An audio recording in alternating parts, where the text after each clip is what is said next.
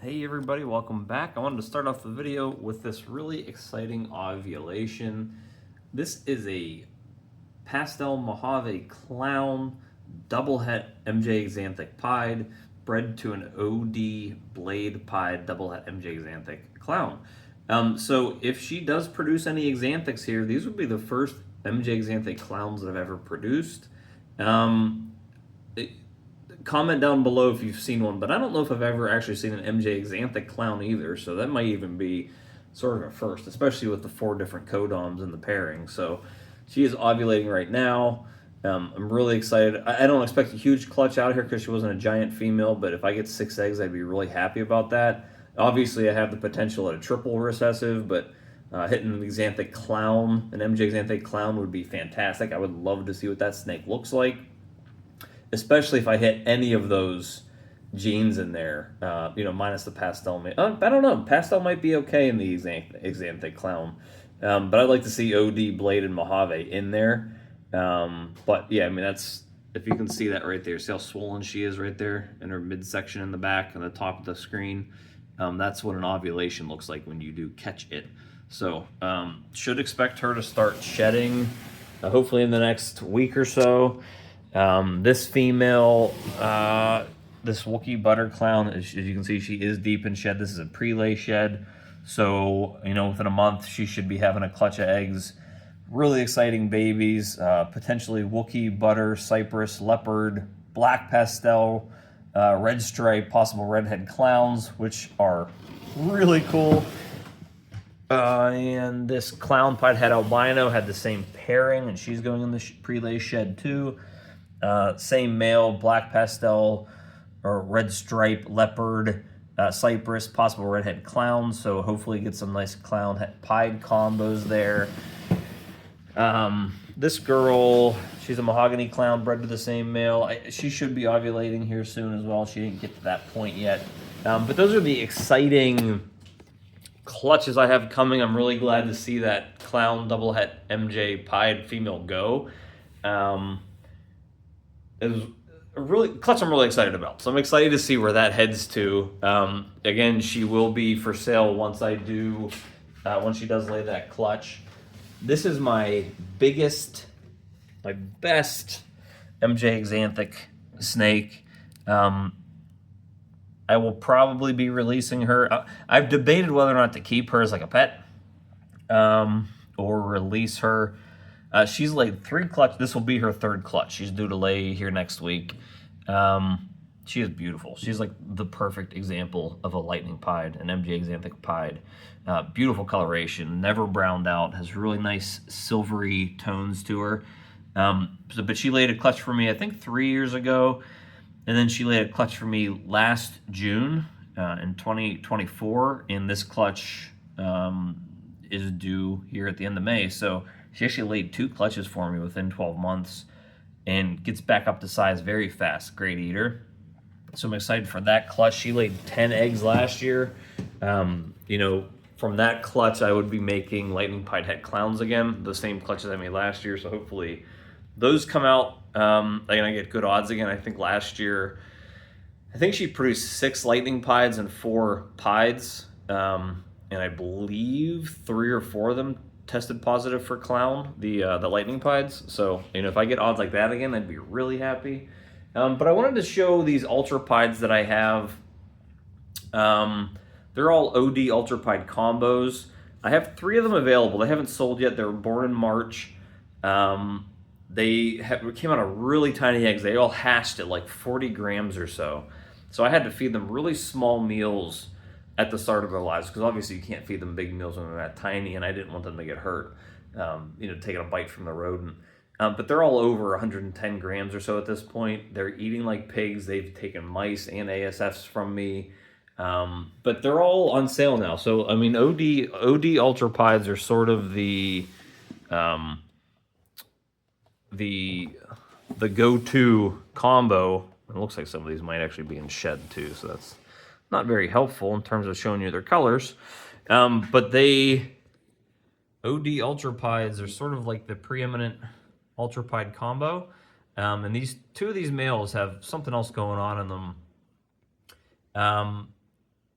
The female, I believe, was a super OD leopard yellow belly fire.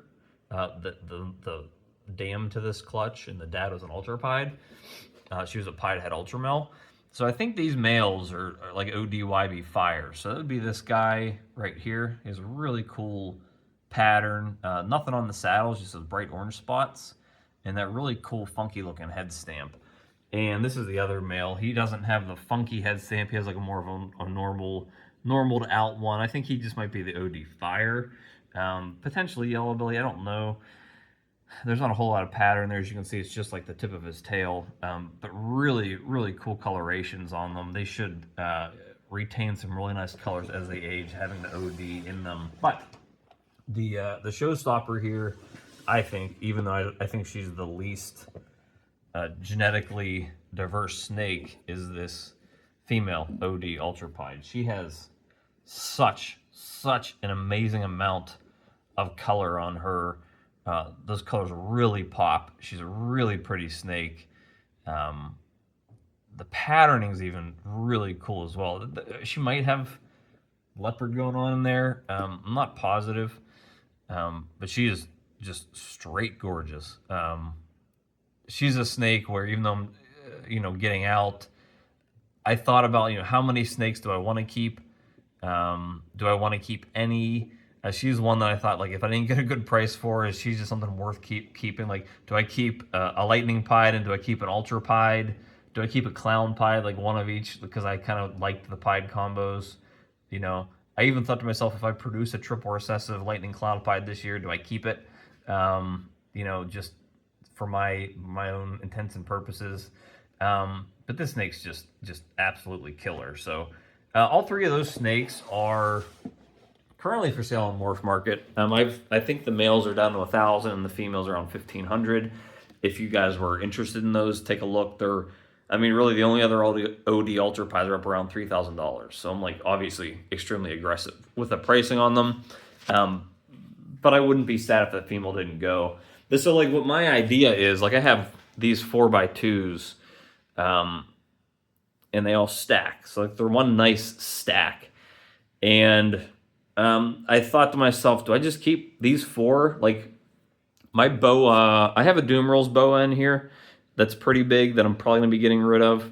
But my red tail boa is in here, and I just ordered her a giant, like an 8x2, what was it, 8x2x4, 8 long, 2 wide, 4 high. So that I have something really cool for her as a showcase piece to put her in. This is definitely too small for her at this point, and I was trying to find the right enclosure for her. So I ordered that. Hopefully it comes here soon, so I can start building that out for her. But these 4x2s are going to be empty at that point.